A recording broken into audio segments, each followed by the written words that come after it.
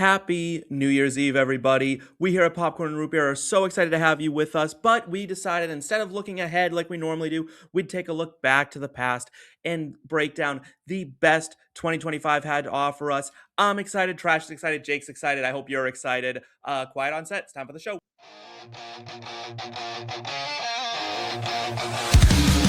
Grab your popcorn, dim the lights. It's movie time, we're taking flight. From the silver screen to your earbuds here, we're diving deep, so lend your ear.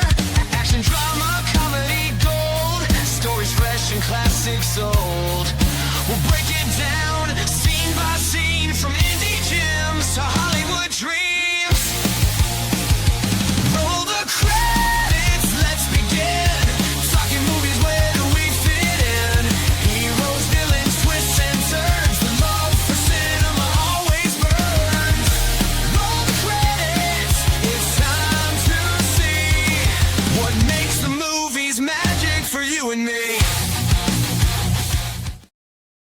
All right, welcome one and all to another edition of Popcorn and Root Beer, and maybe the biggest episode that we've ever done, and considering it's encapsulating an entire year and not just one award show or one movie as we normally do. I am your host, Steve Lawson, and these two joining me need no introduction, but I am paid to do one, so I'm going to. On one side, she is the, former champion of the Rainbow Bowl. We just named a new one today. Trash Sandwiches, how are you? And you're muted. One of you always does this. Every time. Jake, why don't you introduce yourself while Trash figures out her mute situation? I got eliminated from contention in Rainbow Bowl basically during the draft. So at least it was better for Trash this year than it was for me. But I'm just excited to encapsulate 2025's media because it was a great year for it. I am hyped. Trash, it seems like your sound has come back to you. Welcome back. One of you does it every show, so it's like it's tradition at this point. I'm on the struggle bus tonight, but I am very happy to pass the Rainbow Bowl torch. Like, it's bittersweet. I'm sad to get dethroned. It was kind of obvious. I too had a trash team. Was not going anywhere, and you made a run late. Sorry? You made a run late. You started rising up the rankings quick. Yeah, it's something. It's something. I'm just like, I caught lightning in a bottle once. I'll never do it again. You but it was can't the take first that from one. me. Like, it was the first one. Like, no one had ever done it. Like you are like the OG. It's amazing. We don't have a drop for tonight's show. Like, this is it. Like, I was kind of like considering being like, I guess it's kind of like a Mount Rushmore one. You know what I mean? But it's like, is it? Not really. And then I'm like, is it a hot take? Is it? I mean, like, hear me out. I don't really know. I've got some hot takes, probably. I know you do. I think hot take, Jake, as they say. Yeah, I mean, it was coined in our group chat, and I think that's great. I do want to show off for a second. Look at what I got for Christmas. This is a Elphaba-themed Owala. Owala gang. Look at that. My wife and I have about 9 of them. Greatest water bottle that's ever been created. I'll die on the hill. Owala, sponsor your boy. Yeah, this show is... I've probably sold 100 of them to my friends. This show is not sponsored by, but could very well be sponsored by Owala, or any movie theater chain that wants to come out and sponsor us, or any movie that wants us to plug you. We're happy to do so. Or literally anything. If you guys make underwear, toothbrushes, and toothpaste, nicotine, coffee, I'll take anything. A porn site. I don't care what you do. I will sponsor it on this show. I have no morals when it comes to this. I'm going to email Adam and Eve tonight. I want, what's that one that like outed a whole bunch of people as being cheaters? Ashley Madison. Madison. We did not even do that. You know what I mean? That'd be great. Like you may not want to, but you know what? Like, at the end of the day, I got to make sure this show is profitable. You know, wherever the money comes from, it's fine. I just, listen. I'm not above accepting dirty money, dirty, filthy cheater money. All right, you guys ready to break down some of the best 2025 had to offer us? Because it was a lot. And when I made this show sheet and I sent it to you guys, I was like, oh, it got away from me. I won't lie to you. There was a lot of stuff. I was just like, what about the best this? What about the best this? What about this? But the people deserve to know. I think the people deserve to know. It is New Year's Eve. We are heading into the new year. And that's what we need to do. We need to look back fondly upon the shit show that was 2025. But I feel like movies, TV, and music were real good to us.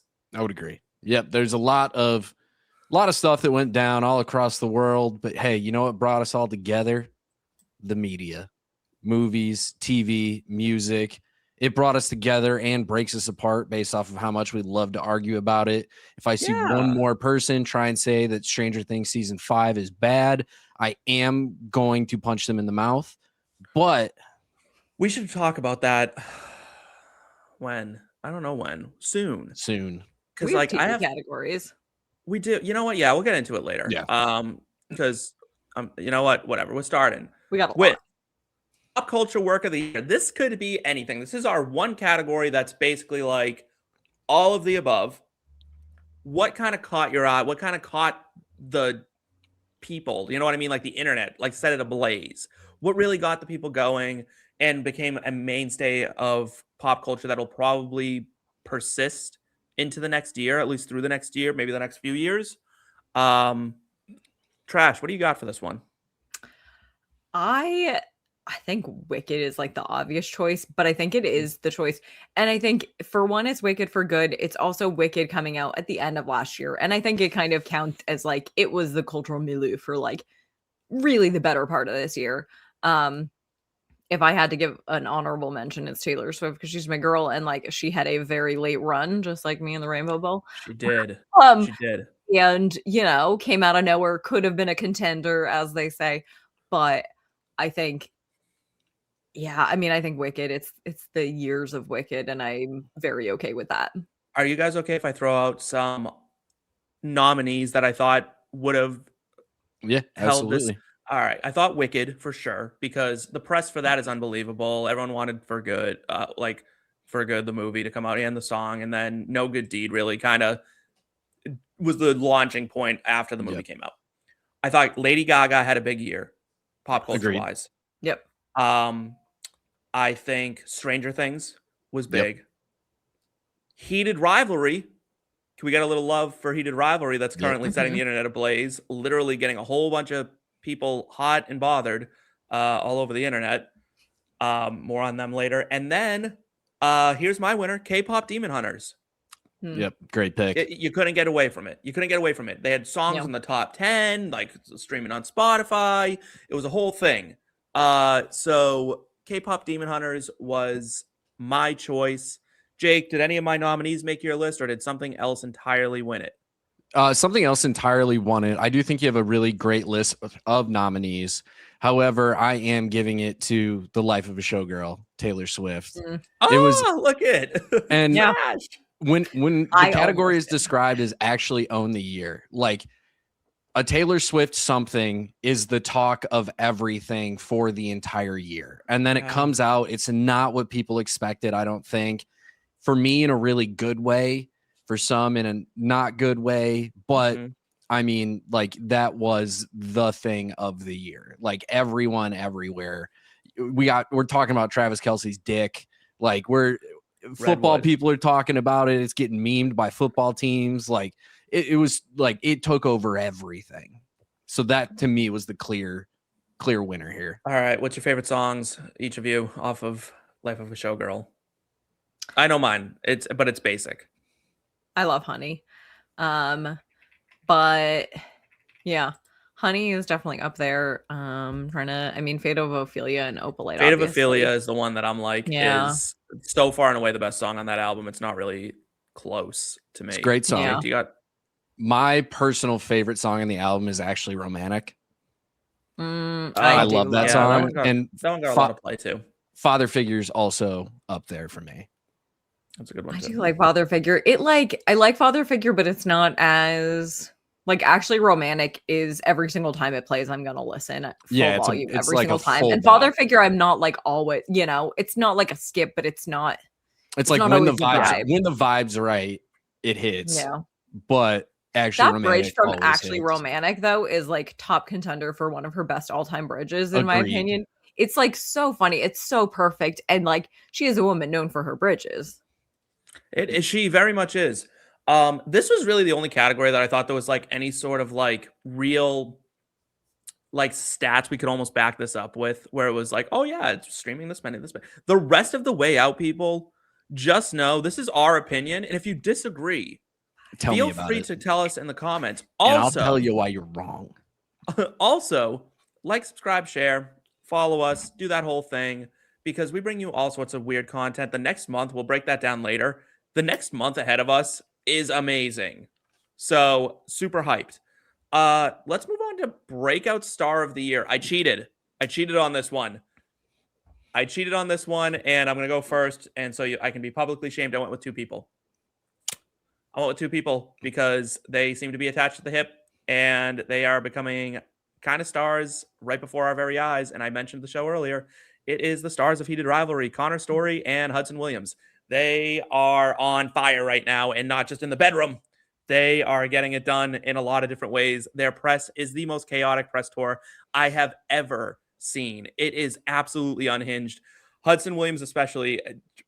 The man says he's media trained, but he just doesn't care, and I'm inclined to agree.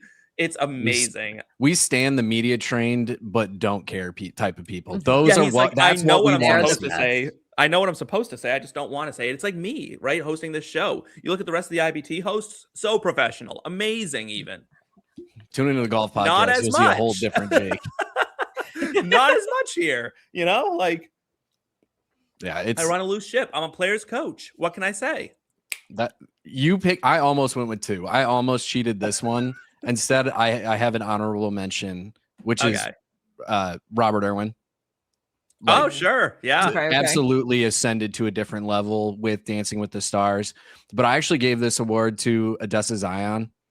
Just absolutely my new number one crush in the world. So we're just going to put that out there. Okay. My wife is aware. She's cool with it too. But just as number one. Yeah, like when you talk about somebody who truly break out, a lot of people didn't know her the way that they know her now.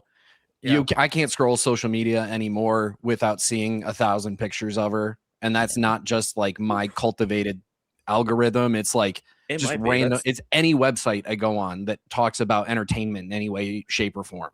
It's she is truly encapsulated what I determined to be a breakout star this year. Sure. She's having a moment. She is having a moment. Trash, who do you got? Well, if you guys cheated, then I absolutely cheated because I have 6 people. It's Cat's Eye. I think Cat's Eye absolutely had a breakout year, and I'm fully here for it. I love it. I'm on the hype train, and yeah, I'm not picking K-pop in general is having a fucking year, isn't it? Yeah. When you said K-pop demon hunters for pop culture, I was like, "Ooh, K-pop could be the moment of the year," but it's definitely. Let's throw a little love to Psy, who really kicked off. I feel like he's the OG K-pop megastar, and then it disappeared for a while. Yeah, he did do a lot to propel it. I mean, BTS was also very fundamental. But I was gonna say, I feel like it was BTS has kind of been the thing for a while now, and 2025 was the first time that we got other people truly ascending to their level outside of the K-pop fandom.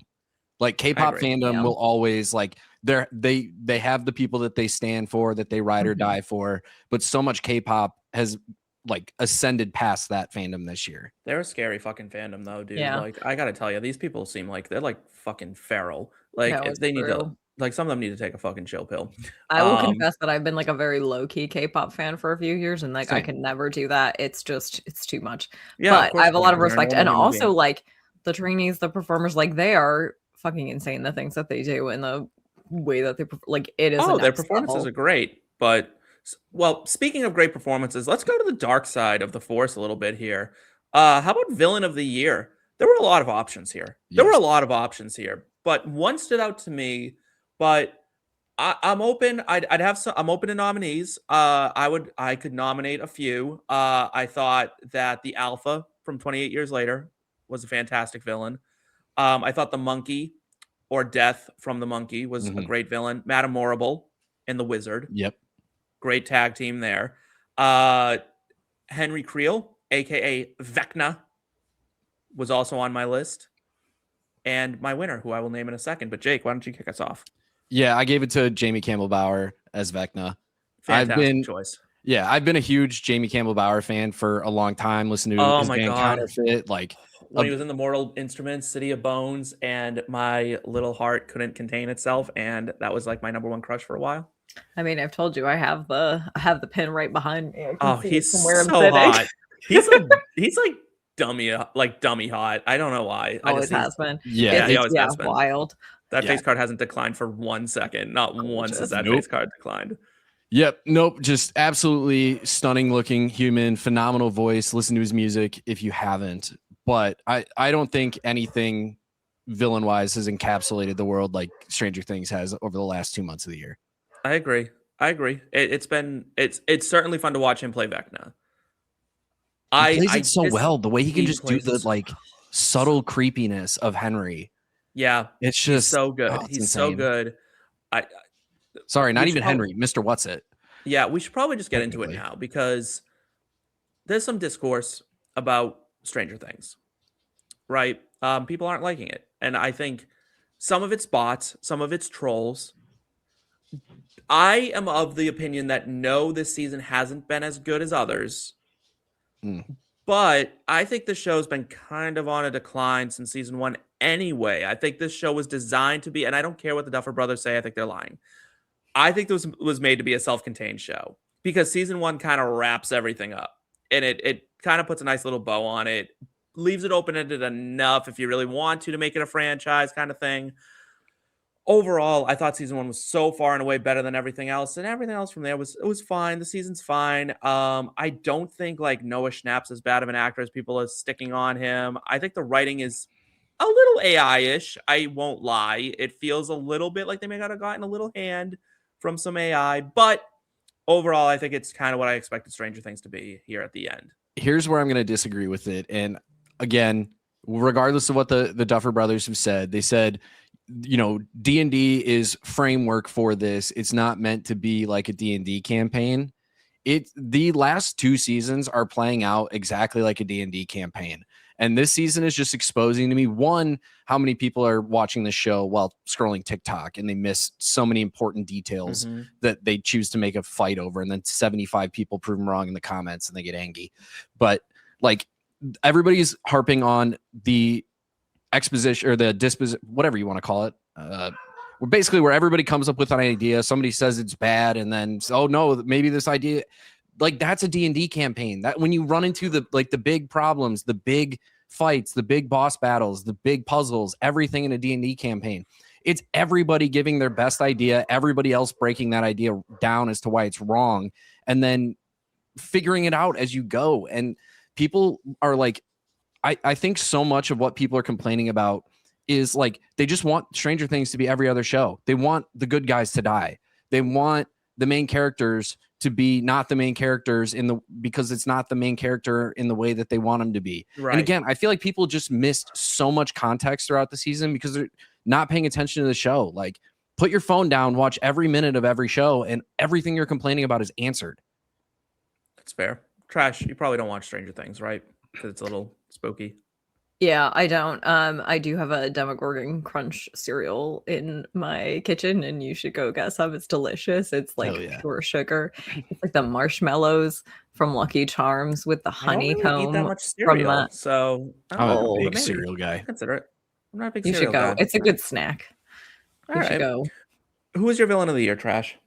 My villain of the year is Big Streaming because I think damn. have talked before about like the way that big streaming is just killing the industry, and I think this was like yet another year on the decline. And yeah, it's kind of a shame. I don't know, we've had the rant before. You can go watch the video on it and I'll link it here, but like it's all of your favorite shows are going to get canceled. All of the shitty shows are going to get renewed for 8,000 more seasons, and everything is going to be infinitely more expensive. They're never going to have the things that you want. They get shuffled around all the time. Like it sucks. We're in a shitty system with it. We're in a weird timeline. I went back to the movies. Jake went TV. Trash went society. I went with movies. I went with Remick from Sinners. Great pick. I thought that was a fantastic performance overall. I loved every second of it. 1,000 and 1,500-year-old vampire. What's not to like? All right. Let's talk about the TV actors. Some TV actor of the year. I will find that in a minute. But Jake, no, Trash, start us out. So TV actor of the year.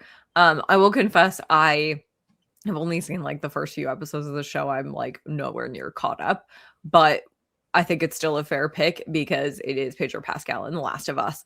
It's a little outside my wheelhouse, so I have to like, pace myself in I'm daytime with stunned it. you watch that show. But it's again, I can do like a little bit at a time, sometimes kind of sorta. That's why I think you can watch Stranger Things. It's not as spooky. I probably can, but that one It's I not probably scary just really won't. at all. It's I not. think that was just like I'm not getting invested at this point. Like I got so many shows to watch. And Well, I'm always behind on things. But I think he is definitely like he's at his moment. And he's fantastic in this show. And like it's a okay. Yeah. I mean, listen, I can get behind that. I like Pedro Pascal as Joel in The Last of Us. Buckle up. Things get kind of crazy in season 2. Yep. He's one of the few characters in that show where I actually do struggle to see somebody else playing the role. So yes, he's very good. He's incredibly good at it. He's exactly what that show needed for Joel. Can I give an honorable mention? Absolutely. I was torn between two. Bill Skarsgård playing Pennywise. Yep. Phenomenal in It Welcome to Derry. Almost. He almost got it. He's like the king of the runner-up for my list. Him and It Welcome to Derry in general, like very much runner-up for me. Crazy good. A lot of crazy awards. Good. I went with Connor Story. I had to pick one, him or Hudson Williams. I went with Connor Story. Man does not speak Russian, isn't Russian, doesn't know Russian, probably doesn't even know a Russian. Nails the accent, speaks Russian on the show. Fantastic acting job. Pulls all the feels out of you. Heated rivalry is going to be well represented here in my list. I am a big fan of the show. Heated rivalry, Connor Story, Hudson Williams, hit me up. Let's get you on the show and have a little guest appearance. I know we're smaller than where you usually are right now. I know Teen Vogue has been all over them, but like, how about a little love for the little guys, huh? Like you were little guys, like what, 15 seconds ago? So there's nothing wrong with saying it's Vogue and then us. I'm just saying. Right. Like you don't have to put us in the same conversation, but like, we don't care about media training. You can say whatever you want on our show. Well, here's the thing. Like we could sit at the same dinner table. It could be one of those ridiculously long dinner tables that all those villainous like kings have in all their movies. We're at the Harry Potter the end, dining hall. Far down the end. But we're there. We're at the dinner table. We're here to give you a good time. Join us. It's the fun table. It's a fun table. It's the cool kids table. But like the actual cool kids, not the preppy ones. Yeah, like we pick things that most people like. Like we're not like, what should win an award? It's this indie movie that you've never seen and it's entirely shot with the lens still on the camera. But if you really focus and listen, you can see how the light plays off of the filmed this plastic. Whole movie upside down. Yeah, we filmed the entire movie upside down and then threw the film into the river for 3 days and then fished it out to get the right exposure. 5 years. And shot it with 3 shotgun shells, so there's random holes everywhere. We randomly snipped different clips out, so you never know where you're gonna get. Jake, who's your TV actor of the year? Yeah, I went with Noah Weil for The Pit. That's a good pick. Like, just absolutely embodied what that show needed. Plays that role so well. Steve, it may hit a little too close to home for you if you haven't watched The Pit. I know you're not a huge fan of medical shows. I don't like medical shows, especially ones like The Pit, because like that was my job, right? Like I was an ER nurse for years, and like I just am like, first off, it drives me crazy sometimes when they're like, doctors are always going in and doing all these things. I'm like, doctors don't do any of that shit. Number one, like it's always the nurses that do that. Like doctors go in for like 5 seconds, tell you what's up, and then the rest of it falls on us. But The Pit is a great acted show. I would never take away from it. Yeah, the way they do that show with each season of the show being one shift in the ER, like that is, and the way that like that they film this over weeks or months, but like you can feel just the exhaustion building through the characters throughout the show. It's so good, and he is by far and away like the show's not what it is without him. I agree. They do a great job. I wouldn't take away from it. Am I going to sit down and watch it? No. Because I lived it. I've had days like that where it's just like I can't get out of my own way, and there's 1,000 problems that come in, and some days are like that, and they usually happen when you get those 3 a.m. to 3 p.m. shifts, and at 3 a.m. the world catches on fire, and you just want to throw your like. Honestly, I've almost been admitted myself. Director of the year, on a positive note, someone who captained a ship and did a great job. I will start because I can't always have you guys starting. I gave this to Ryan Coogler for his directorial prowess with Sinners. I thought that was maybe the prettiest movie I've ever seen in my life. His choices were incredible, honestly inspired. Michael B. Jordan playing both roles was an insane pull, but he did it. They came up with like new technology for the movie. Yep. Every shot was so intentional. Every subtext was so intentional. Gorgeous. If you haven't seen Sinners, I highly recommend it. I know, Trash, you're not a huge horror fan, but it's really not scary in its literal sense till the very end. But you could honestly stop that movie right before the vampires get to the juke, and you would be like, that was a stunning movie. Yep.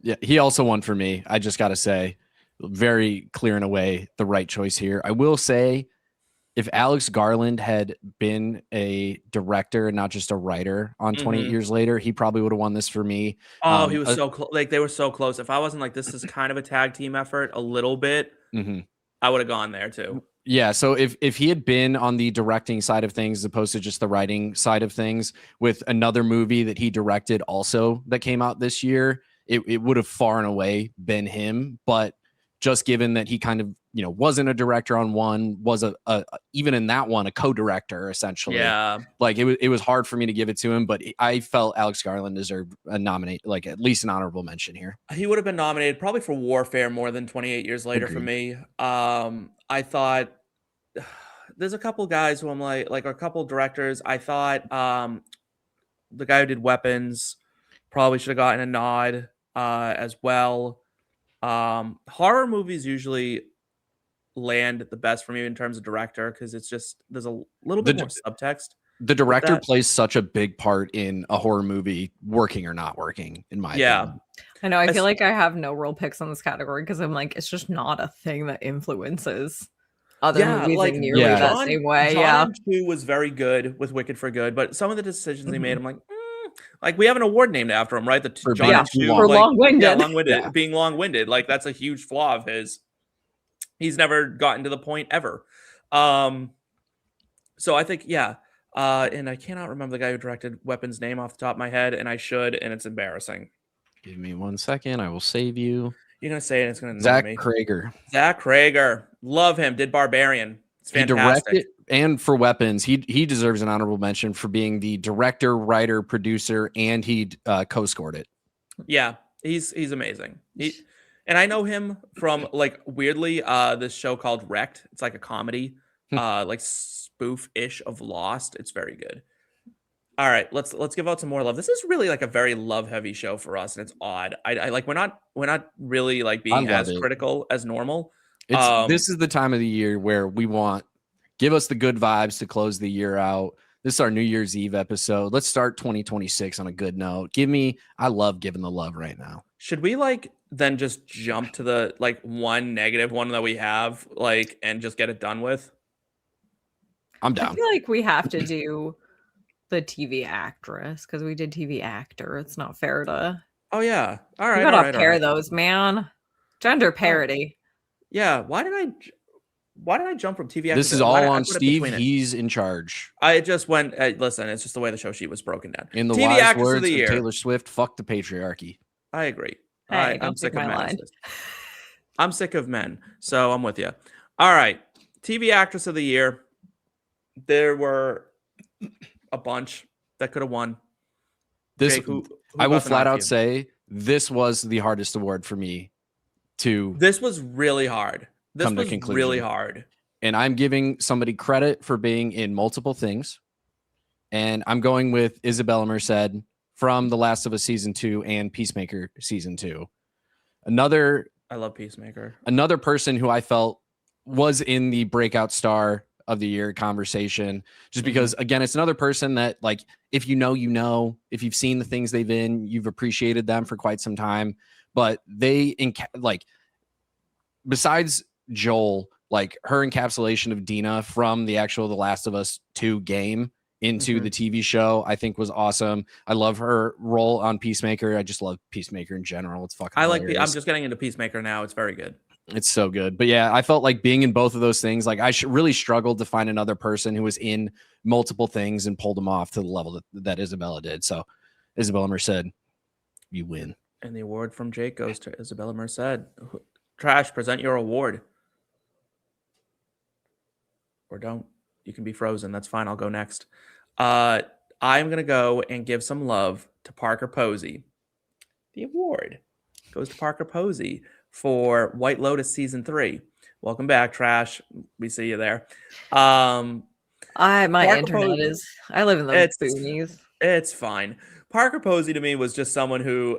she almost won the pop culture award for me too, because so many people were like doing like the Piper, no, tsunami, like that whole thing. Like it was so good. She was amazing in it. Trash, you didn't get to say it because your internet decided to cut you off, but we'll give you the floor again. TV actress. Sorry. TV actress, I'm giving it to Yuzo Aduba, and I feel like I probably butchered her name, but it was the woman who played Cordelia Cup in The Residence, because that was like my favorite TV show of the year by far, and I think that Also she truly brought it all together. I think that was one of those roles that, like, yes, other people probably could have played it, but I think she did. She played that role to a T, and like, I love her. Yeah. Every time I see her in something, I get happy. I agree. Yeah. I think she just did a phenomenal job. I'm gonna throw a few honorable mentions out there for actor, like TV actress. Quinta Brunson from Abbott Elementary, as well as Janelle James from Abbott Elementary. Basically, yes, the entire cast of Abbott Elementary. Cheryl Lee Ralph, they all could have won. That would have been fine, and I would have been happy with any of them. And I couldn't pick any of them, so I went with Parker Posey because she just kind of dominated.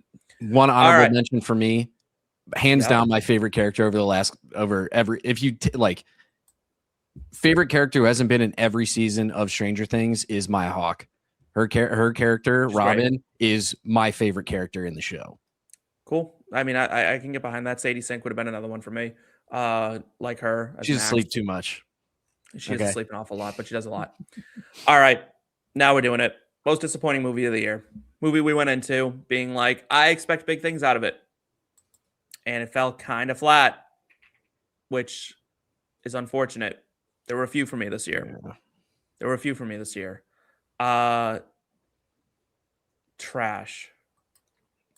Anything really get you disappointed? Not necessarily. I feel like I set my expectations fairly for a movie. If I'm watching a piece of trash, I know it's going to be trash. I'm prepared for that. Okay, that's fair. I'm not as nice, and I'll hand one out because it really left a lot to be desired, and I had high expectations because the trailer was so good. Him. Yeah. That shit let me down. You can't slap Jordan Peele's name all over it. And like, yeah, you could have just told me it was a Marlon Wayans movie. I probably would have appreciated it more if you just told me it was Marlon Wayans. Because he was great. They were both great. The acting was fantastic in the movie. The writing was just not it. It just was a mess. It's a prime example of what I brought up with like horror being led by the director and the writers. Like that flopped because of that. Like the story I think was really good. The ending got way like out of left field. There's also like 4 endings. Yeah, it's odd. My buddy said it best. He said they made that movie for the trailer. Like that felt like a series of trailers. That should have been a short film. If they did that as like a 30-minute short film, much better. Would have killed it. Good TV good Black Mirror episode. It moved too fast from one thing to the next. Like he went from being like a normal dude to like a psychopath in like 10 seconds, and there was no groundwork laid for that. Yeah, so he was like way too cool with being instantly crazy. Yeah, which is funny, especially if you're saying that it could have been half an hour, because then it's like you didn't need all the rest of what else happened in the hour, presumably, of the movie. It was odd. It was odd. Do you have a different choice for the disappointing movie of the year? I did. I went with Ballerina. Really? That almost won another award for me because I actually liked it. The action scenes were cool. I didn't like this, like the story. Kind of the same thing as him to an extent, where like the story, there was a lot of parts of the story that I felt like didn't need to be there. I feel like they tried to wrap in like it being a John Wick, like in that same world. Like I feel like they tried too hard to wrap in so much of that. while not doing it successfully. I feel like it almost had too much story. I'm like, I don't need this much. I'm cool with her being what she is. That's my point. Like, just let Ana de Armas be a fucking super hot assassin. Oh my god! Speaking of Ana de Armas, it took me so like I was watching the original Knives Out, right? Because I'm a psychopath with movies. Trash, where you're like you spread them out pretty generously. I watched 6 movies in a day. That's what I did. So I literally watched Wake Up Dead Man, and I was like, I wonder how this compares to the other two, and just watched the other two and just went right down the line. I was like, this is great. Took me forever to realize that was Ana de Armas in the original Knives Out. Forever. Yeah, see, didn't. Another one of my huge crushes, who also is a phenomenal actress, and her story of phenomenal. Because the most heartbreaking part of Knives Out is when she's like searching for the Narcan. Yep. And she's like, it has to be in here. It has to be in here. And like, she's just crying. And I was just like, oh my God, this is like really emotional. Like, this is so well acted. And then when she finds out that, spoiler alert, it came out like 6 years ago at this point. If I'm spoiling my God, for spoiling that. I think I saw it. Oh my God, 2015, I think. It was like 2016 or something like that. Yeah. It's been long enough. When she realizes that she has been a nurse long enough to know that the viscosity of the liquids is different, and she gave the right meds and he killed himself for nothing. Yeah. Like the way she acted out, like the heartbreak in her eyes of both the relief of she didn't do anything wrong with the heartbreak of like, damn, essentially her best friend still died. Like sad stuff. Phenomenal actress. Ballerina was not it. TV episode of the year.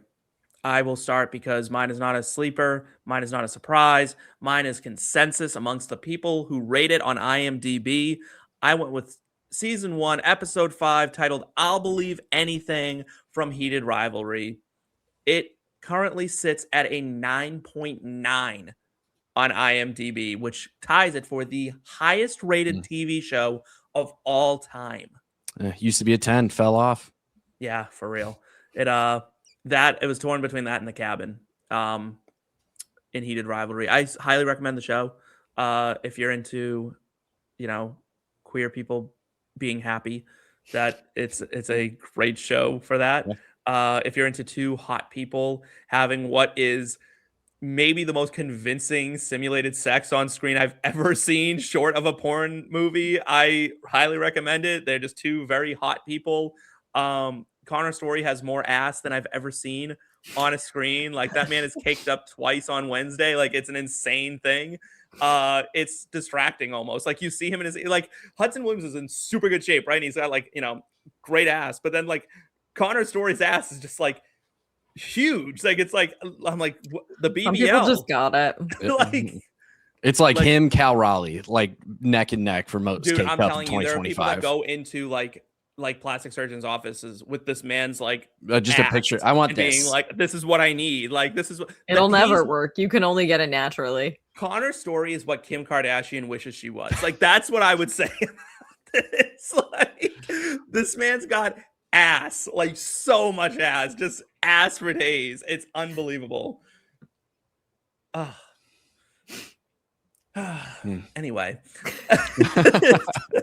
Trash, what's your favorite TV episode this year? Oh man, how do you follow that? No, it is. Do you have the same passion for it? Yeah, it is the final episode of The Residence, the final episode of that, because I think that like it's the one that ties it all together, the big reveal. And maybe I'm just like shitty at predicting. I didn't see it coming. Like, who sees it coming? Why did they cancel that show? Did they cancel? Like, yeah, it's over. Because I feel like that was kind of a self-contained show that you're like, okay, I can see just like they wanted to do more, but then you could set it up for another. I'm holding out for like something else, but you can't call it the same thing you can't do. So I get why it's like canceled like that, but I don't think it needs to be. I think we need more mystery shit. I'm down for all mystery. Yeah, I like more mystery shows. I would watch 3 Knives Out a year. Same. Like without question. Give me Benoit Blanc on my screen. I don't care what case he solves. You could solve the case of the missing chocolate bar for all that I fucking care. Like, as long as Daniel Craig gets up there with like murder, you know what I mean? Like, he's got like that real deep like Southern accent for no reason. I love it. Jake, what's your favorite TV episode this year? This was also one. This is like one of a couple left that I cheated on. I went with two choices here. I went with the debut episode, season 1, episode 1 of Pluribus. Okay. Just fantastic television, gets you right into the story in a way that you absolutely need it to. And then I also went with episode 4 of volume 1 of season 5 of Stranger Things, The Sorcerer. The last 20 minutes of that episode are some of the best TV I've seen in the last 10 years. Can I submit episode 7 of Welcome to Derry for consideration? Yeah, very close. Very, very close. Like the fire. I don't know what it's exactly called, but the fire was incredible. And Pennywise, like that was Bill Skarsgård at his, like, Bill Skarsgård in that scene, like that man was unconscious. You know what I mean? Like he was just that, he ascended to a different plane. That was the scariest I've ever seen Pennywise on screen ever. Like he went fucking nuts in that scene. It was amazing. Yeah. It's a great show. Great show. I agree. Neither of you were as passionate about your it's hard to be as passionate as being caked up on Look it up. Look it up. I've seen the show. Oh, all right. Well, he got hella ass. Hella ass. Again, after this, and you'll text me the code and I'll watch it. Oh yeah, I'll text you the code again. All right. Sorry, man. All right, let's talk some sleepers. This is all right. Sleeper means it's just a show that we think more people should have watched, or a movie people should have watched, or a song that people should have listened to.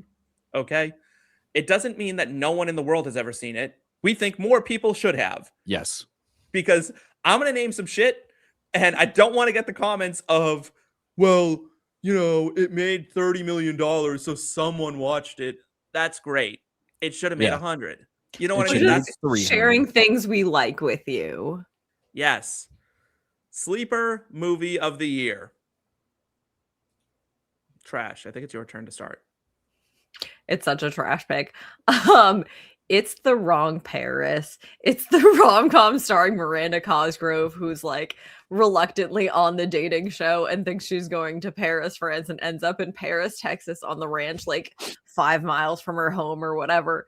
And like, it's, oh man, it's your classic like Bachelor style dating show, all of the tropes, the like, it's that right kind of trash. And when you need a movie like that, it'll hit. So I like recommend that. it.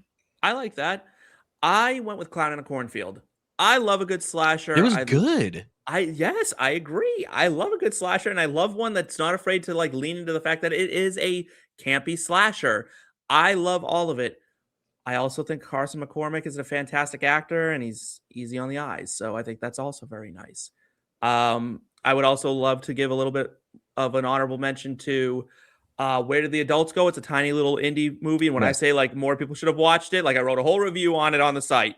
You could trash. You can. I will link it here. You can link it here. And it was very good. It was only on YouTube for like 5 days or something crazy like that. But when it comes out, watch it because it's very good. And he's in that as well. And then Weapons was another honorable mention of mine. I think more people should have seen Weapons. Great, Jake. Pick. Yeah, I definitely went indie on this one. You talked up us not gassing up some indie stuff earlier. Good Boy. The dog one? Yeah. A horror movie through the eyes of a dog. Are you kidding me? How did it take us till 2025 to get something like this? Because the dog outacted the human, and that was a real problem with that movie. It wasn't a problem. It was what we needed. That's like, it's the director's actual dog as the title star, like the main billing on the movie, and killed it. Yeah, he killed it. Like, it's so good, so underrated. It was great. Go watch it if you haven't. It should be available on Shudder. Okay, that's cool. Sleeper show of the year. Jake, we'll go Snake. Yeah, this one was harder for me. I do watch a lot of shows that are very popular. However, I'm going to go with The Beast in Me, crime show produced and available on Netflix, psychological crime thriller miniseries type vibe. Mm-hmm. Very, very good. The twist is one you see from a mile away, but it still kind of gets you. You're like, it's like you know right away who the problem is, Yeah. You didn't expect how big of a problem they were. Okay. I like that. Trash. You got one? I do. House of Guinness. I love a good Love a Nick Offerman appearance. period. Sure. Sorry. Yeah. Nick Offerman. Love him. Ron Yeah. Swanson. Yeah. Great.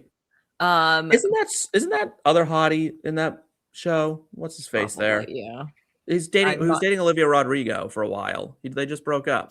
Oh, Conan Gray? Is he in No, that? Conan Gray's No. gay. Not who am I thinking of though? Because it was, yeah. Oh my Um, god, what's his I name? He don't know. sounds famous, but anyway, I'm bad at actors. go ahead with House of Guinness. But Jake, can you help us out with that? Yep. yeah, Thank you. I know. But it's good. I like a good drama, historical drama thing like that. And it gets into that hits on that vibe and Lewis Partridge, James Lewis Norton. Partridge, that was it. Thank you. Yep. He's yeah. I watched Heated Rivalry. Like I just rewatched the finale with my boyfriend because he hadn't seen it, and I was just like, I don't know, something's going on in my head. I'm probably just coming into the show a little hot right now.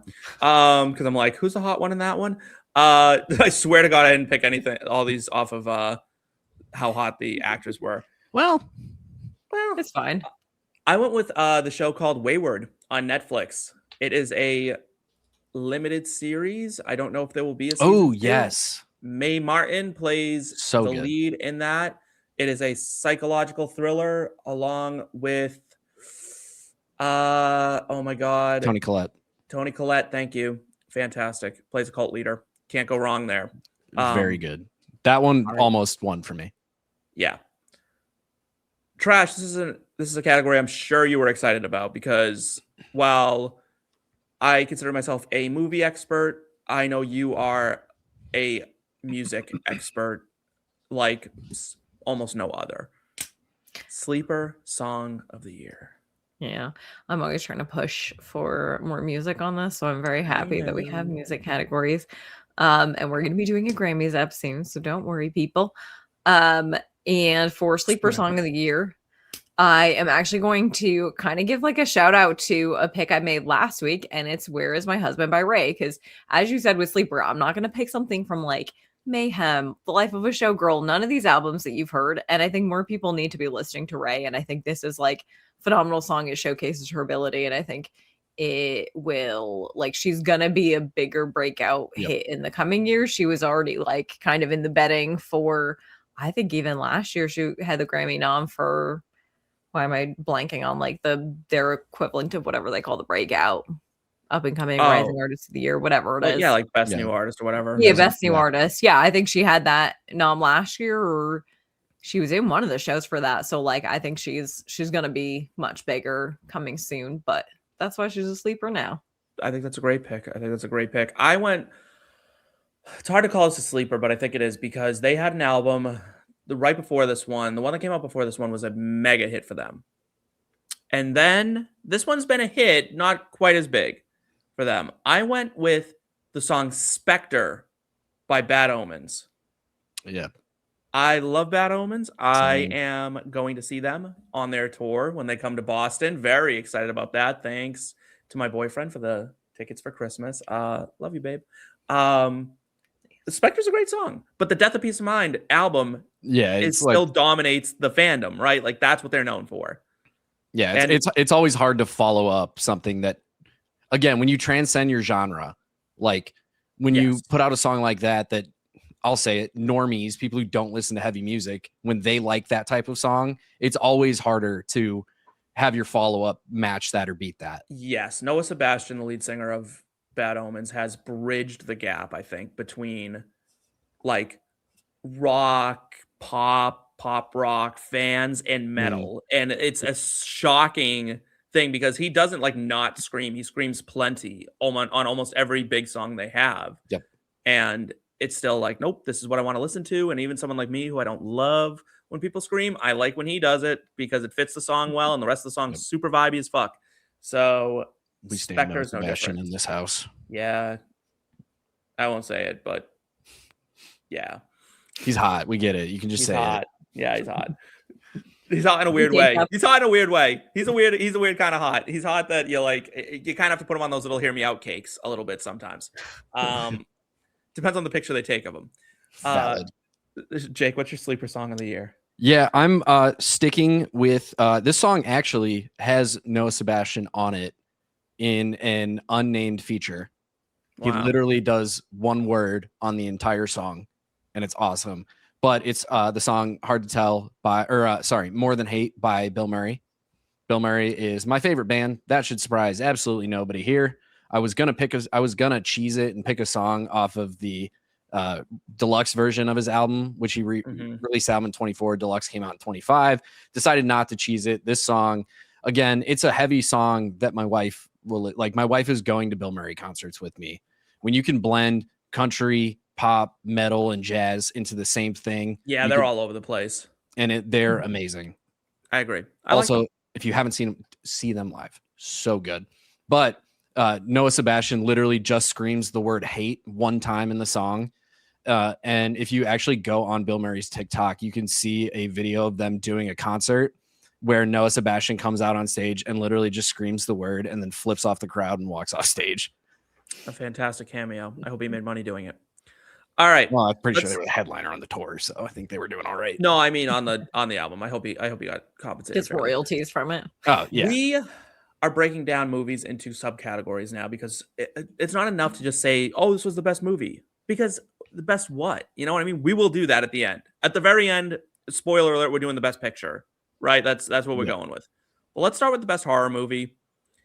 Trash, if you wish to abstain from such a genre, feel free.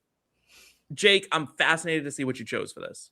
Yeah, and I think you are because we kind of alluded to it. This was a great year for horror. Fantastic year for horror. 28 years later, Weapons, Sinners, so many great options here. Bring Her Back. That movie fucked me up, dude. That movie fucked me up. Bring Her Back and Talk to Me, being the child of two YouTubers who have made it so successful on YouTube, doing their own thing forever, to be able to come out with not just two of the best horror movies of their respective years, two of the best horror movies of the 2000s, being YouTubers and just coming out and creating these immaculately written, well-produced, well-directed horror stories that aren't really like anything that we've seen before. And if we have seen it before, they corrected all the shit that was wrong with it. Bring Her Back will make another appearance on this list for me, but it was by far the best horror movie of the year.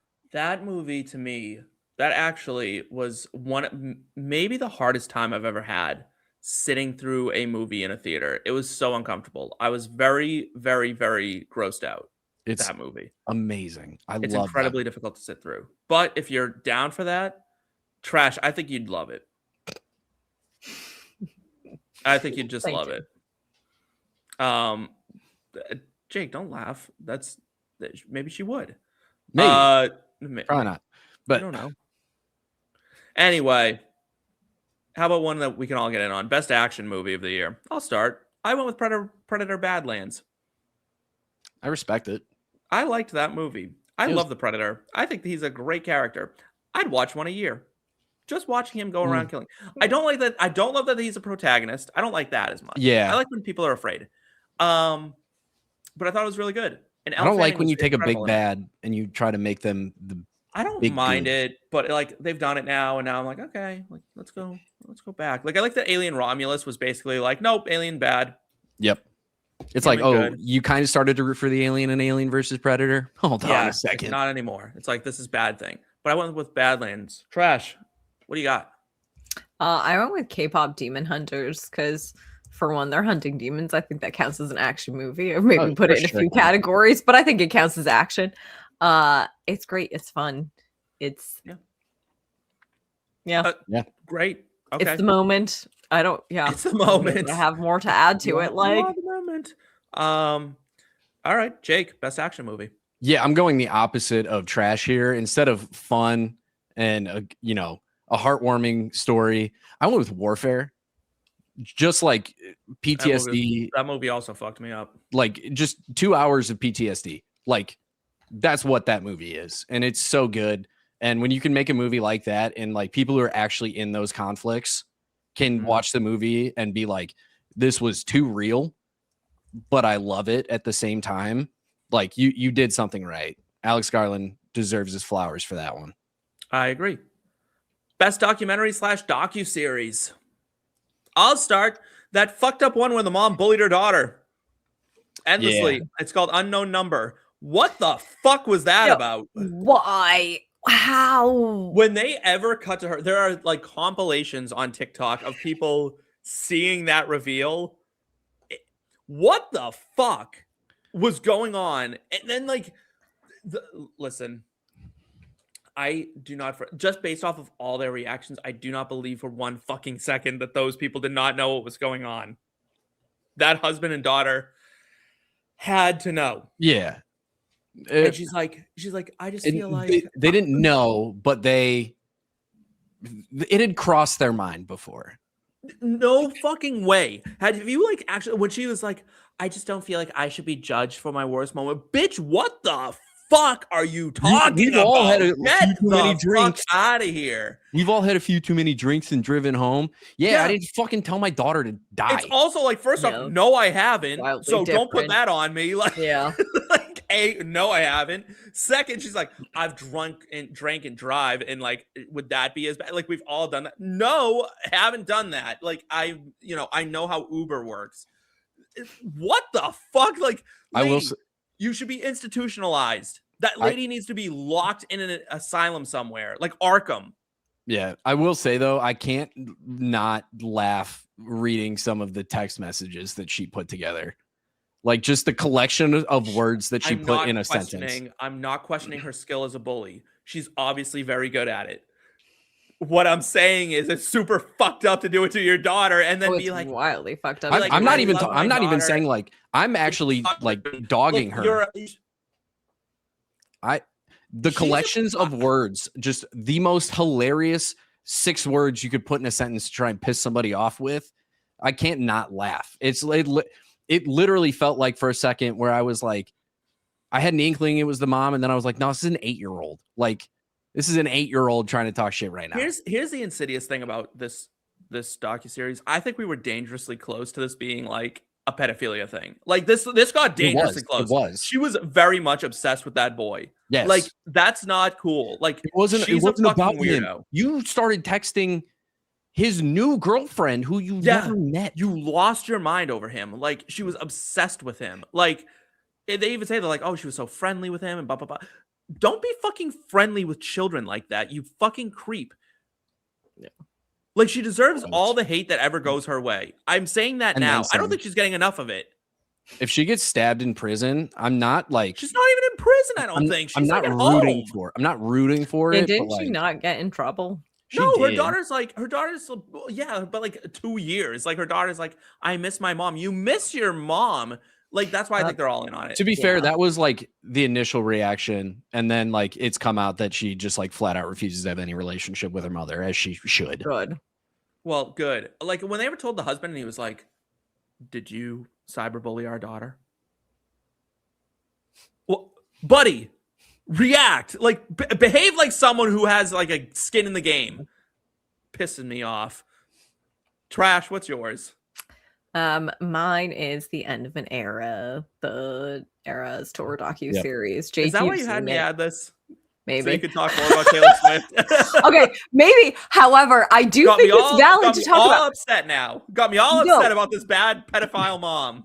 Okay, but I do think that this is also important to talk about because there are so many more unanswered questions than there are answers in that. She gave us 6 parts and she gave us infinitely more questions. And like, yeah. What questions do you want to know? I didn't watch it. So what questions do you like? It still addresses nothing of how did she decide what songs are in, what songs are out? How did she decide how to do the surprise songs? Anything about the clothes, the costumes. There was like these snippets of like the costume quick changes were an average of a minute and 15 seconds. And the shortest one was 40 seconds. And like, tell me more about that shit, man. I have to know. You do love the costume design. I love all of that. Like, anyway.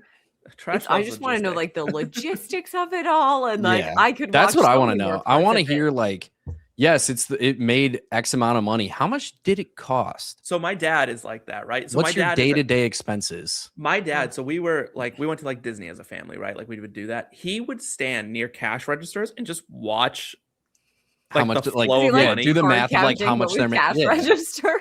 Yeah, like literally, he's like, "Oh my god, I saw this and this and this and this." Like, and he would just start sitting there and like Rain Manning it, and I'm like, "Oh, I love my autistic dad." Like, it just is like a thing. Like, it's fine, Yeah. but like, it's you know what? Some people love it. I enjoy it myself. I'm curious, like, what's catering cost for a group for a Yeah. team that big? Like, how do you feed them? What do you Mhm. feed them?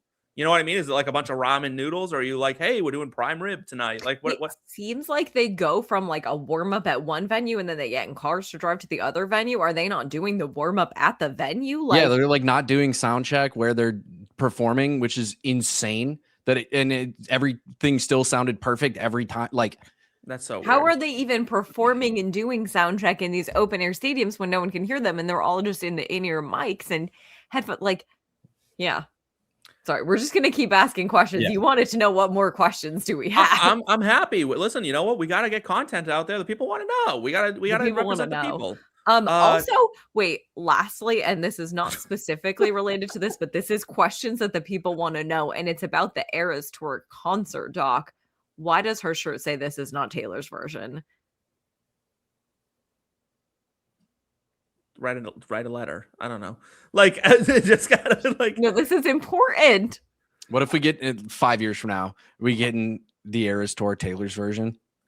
We need this I show. know. We need this show to start doing better numbers so that we can get Taylor Swift on and let Trash just ask her all these questions. We need to become Please. big just for that to Taylor, please happen. come on Nick- our show. Yeah, Steve, We'll you can wing sit that down one at out. the It's end just of going to the be me and table. Trash. Just I will really happily fun. listen. I'll mediate, okay? Because like someone has to keep this train rolling. Like, because we can't have this be a 4-hour show. We just can't. I'd love it for it to be, but I've been told that I'm not allowed to. So, Who keeps you Jake, in check then? the boss man. Jake, what's your go-to doc series this year? it's not my go-to, but my favorite of the year was The Perfect Neighbor. That made my honorable mentions list. That was good. I love a documentary / docuseries where we don't get any of the talking head interview bullshit. We don't get people who aren't involved. Like, that's where so many documentaries go wrong, is like, why are there 74 people that are in this documentary? Like, no, it's just like, here's what happened. Like, that's what I need more documentaries to be. I don't need 7 hours of backstory. Just show me what happened, show me the tragic end, and show me the resolution, which is exactly what The Perfect Neighbor gave us. I like it. All right. Let's motor through this one. Best musical. Wicked. Duh. Wicked. Great job, Honorable guys. mention, K-pop Demon Hunters. Yeah. Sure. Best comedy of the year. This is another one I cheated on. I went with Friendship, which is Tim Robinson and Paul Rudd. However, it technically came out in 24, but then was actually released in 25, so I didn't know if that one counted. So I backed that one up with the Phoenician Scheme. Okay. I went with The Naked Gun. I thought it was super funny. Great. Loved it. Trash, what'd you go with? I went the wrong pair, so I'm doubling up between categories. Respect. Sure. Fair enough. Let's do Best Animated Movie. I didn't want to double up on K-pop Demon Hunters, so I went But you Zootopia did. 2. Oh, I went Zootopia too. I haven't seen Zootopia 2 yet, but I want to, so I went K-pop Demon Hunters. Fair enough. All right. These are the tough ones. Now we're getting into like. Oh, wait, I messed up. I read the wrong one. For Best Animated Movie, I did pick K-pop Demon Hunters. God damn it, Jake. Now our viewers have no idea where you stand. Yes. All right, here's the tough ones. Ready? Best Actor. This is tough. This because one's there's tough. a lot of fucking actors that we had to choose from. And I didn't specify. I just said Best Actor. Pick. I'll start because it's my show and I can do what I want. No, I don't know. It just feels like it's my turn. I went with Michael B. Jordan from Sinners. Great choice. He played two different people, gave them two different personalities, crushed it. 2 different accents, even, kind of. Yeah, and a great ass. It had nothing to do with it. Great but I just thought it would everything. be funny to pull that right back, pull that thread right back in. Trash, who's the best actor for you? I don't have a pick because fuck the patriarchy, but I think it's fair to give it to him because the Lindsay Lohan Parent Trap effect. That's fair. Yep. You're playing two characters, you get it. That's a good criteria. Jake? I actually went with Jonathan Bailey. Oh. I feel like he didn't do as much in this movie, and I wanted to give it to him, but he was didn't. very good in Jurassic World too. Yep, and that's why fair. When you, it's the same as why I gave it to Isabella Merced earlier. If you can do multiple things in the same year, I know they weren't filmed in the same year, whatever, I don't care. But when you have two, like he was the highest grossing actor of 2025, and Sexiest Man Alive. He had a great year. Sexiest Man Alive. Like, dude had a year, and I'm gonna cap it off with a golden bucket for him. Are you kidding me? Look at how cute it is. Look at it down in the little corner, a little golden bucket. Look at our little logo up in the corner. Go us. We should be bigger. You know what? Like, fuck YouTube.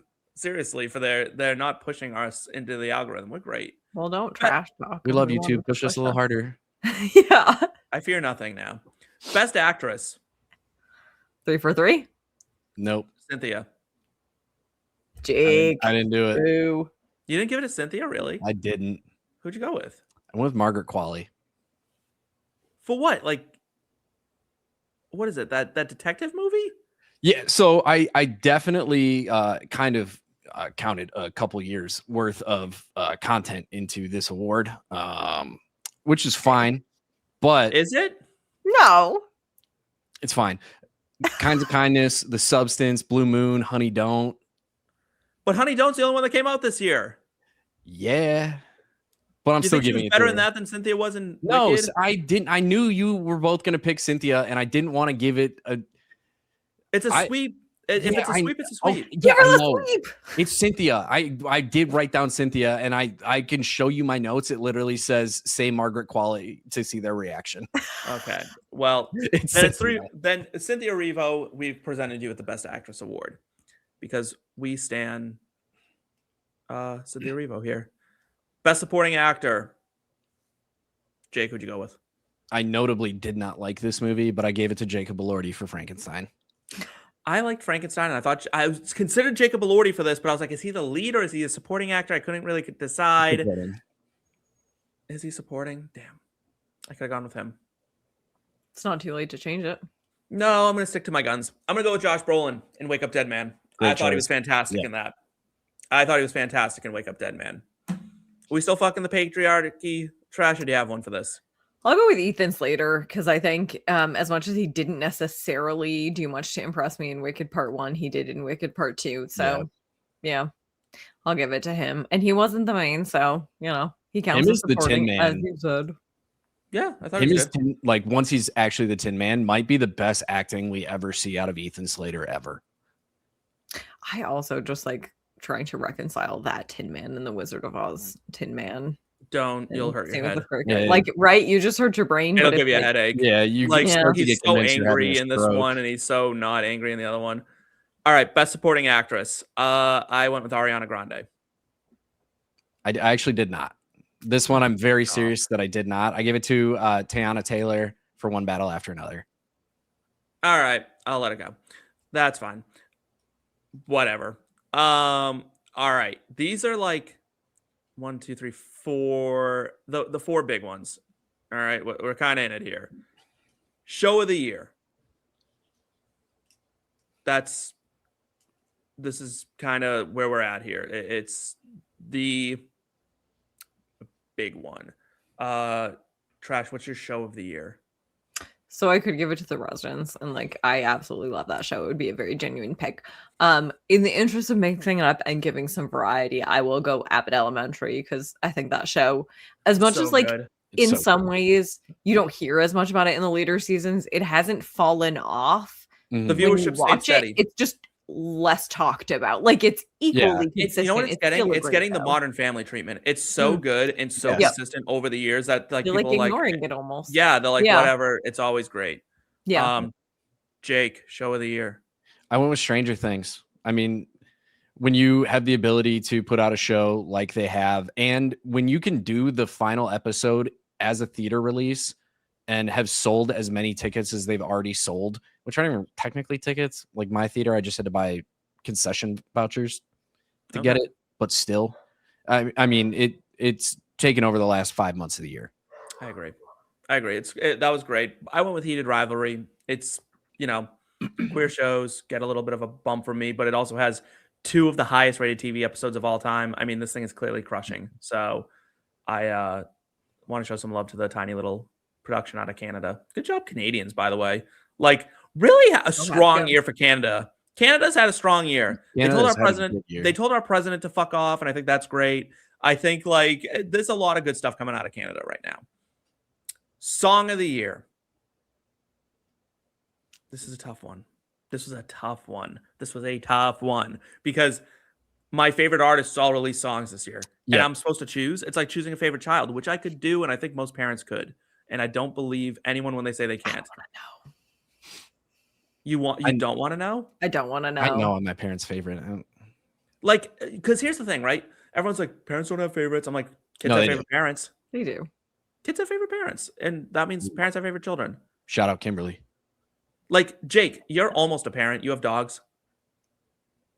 Who's your favorite dog? Rainy. Yeah, see, it's not hard. No, it's not hard. There you go.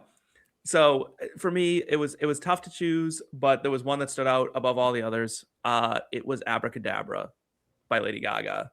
That was my song of the year. It was my number 1 on my Spotify Wrapped, which of course it was. I was in the top 0.04% of Lady Gaga listeners, like psychopath, I guess, because I had that album on repeat. I was just listening to it all the time. No, as you should. Yeah. Trash, go ahead. Yeah, that is a very, very, very close second. If I'm not going Taylor Swift, but I am going The Fate of Ophelia. I think that song's a fucking banger. Yeah. That song's a fucking banger. And it was like a statement song coming back. Yeah. And that's like, how does Taylor Swift put out a statement song coming back from absolutely nothing? Like, she's coming back from the fucking Eras tour. And yet she puts out a statement song to follow it up like that. That's her best song. It's really good. Is it my favorite song by her? No, but it's that or 7 for me. You stole the words right out of my mouth, Trash. That is my song of the year, and it's not my favorite song on the album. It's not my favorite song of hers, period. There's a lot that I enjoy way more. That was the best written song that came out in 2025. It was very good. So is it safe to say you guys went with Life of a Showgirl for album of the year? Nope. All right. Yes, but it was really hard. But I have a lot of honorable mentions. Jake, where'd you go? I went with Even in Arcadia by Sleep Token. Fair. When you have the success that they had, it's a lot like you were talking about with Bad Omens, where like the last album that they put out, like, if you don't know the lore of Sleep Token, like that was literally supposed to be the end of the story. Like, Sleep Token is a whole lore-based 3 albums of lore wrapped into a band that puts out amazing songs year after year. And then to have to follow that up where like they change the costumes that they're wearing. This is supposed to be the next part of the story. It's a new story in its own way. And to put out a bunch of bangers like they did while still keeping the feel of Sleep Token, which is what so many people were afraid they were going to lose. And just like some of the lyrics of the song, like the song Vessel singing a song basically about how he loves what he's created, but he hates everything that's come along with being famous from creating what he has, but also knowing that he has to be immensely proud of what he's created at the same time. Like, it's just some of the best songwriting, period. Sure. Fair. I went with Mayhem. Shocking nobody. Nope. No surprise there.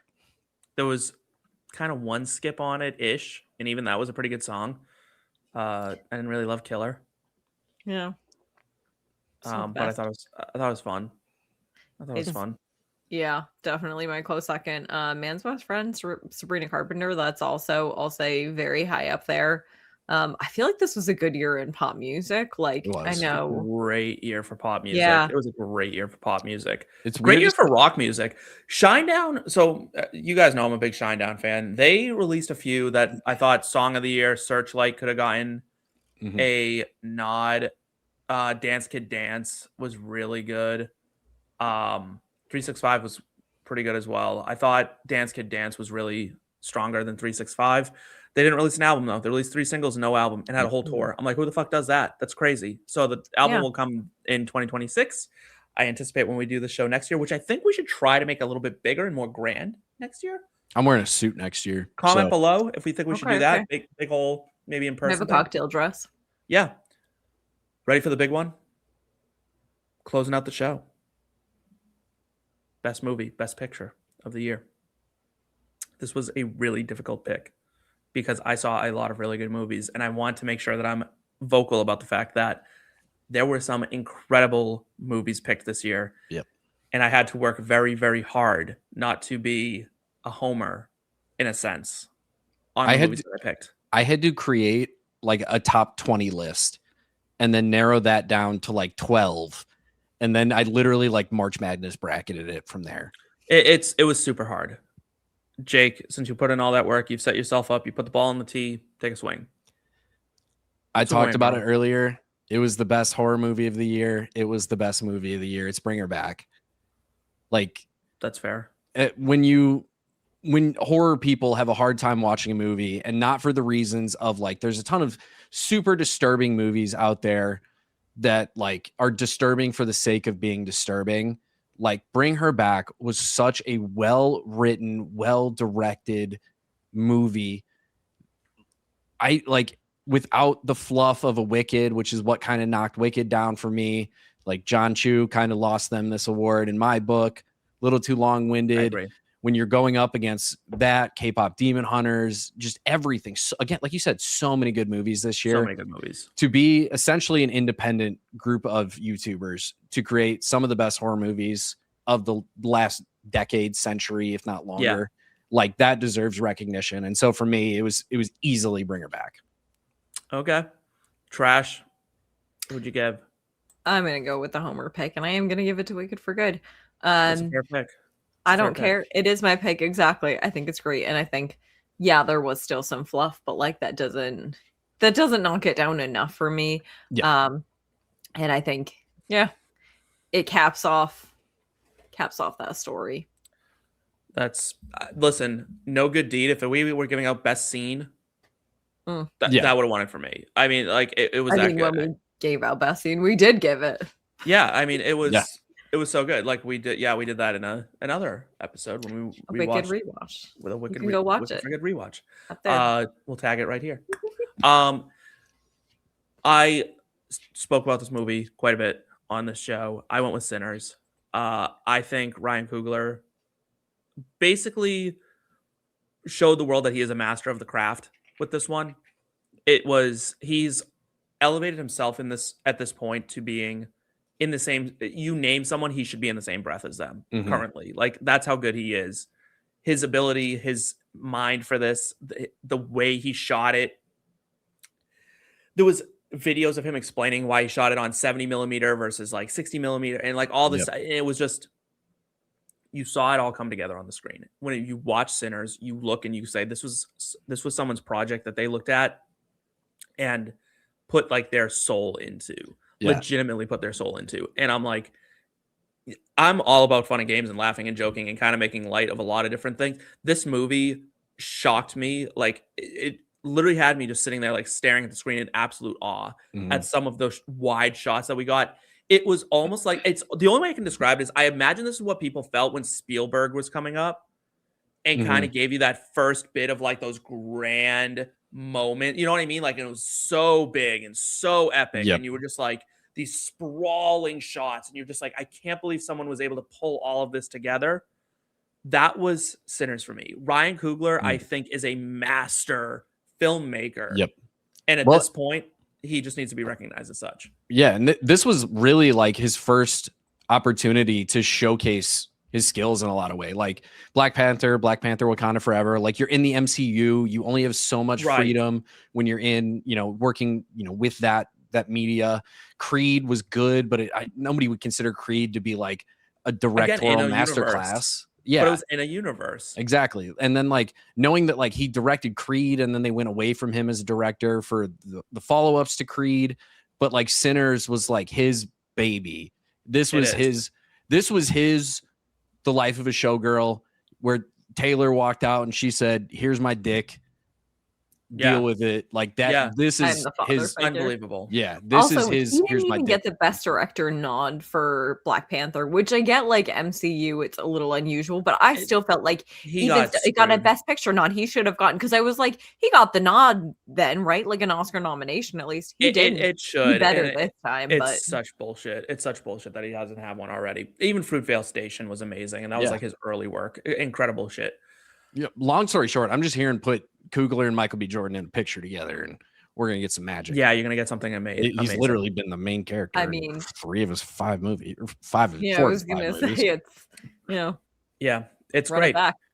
So coming up, we got a fun lineup. We got the Grammys next week live. We're back to going live. I know we're not live right now, but we will be next week. We're going to talk Grammys. Trash, you're very excited for that. Jake, you're very excited for that. Yes. Then the week after, we say, unfortunately, goodbye to Trash for the week. We welcome our friend Cassie on. We are rewatching The Replacements, the Keanu Reeves football movie. Love that.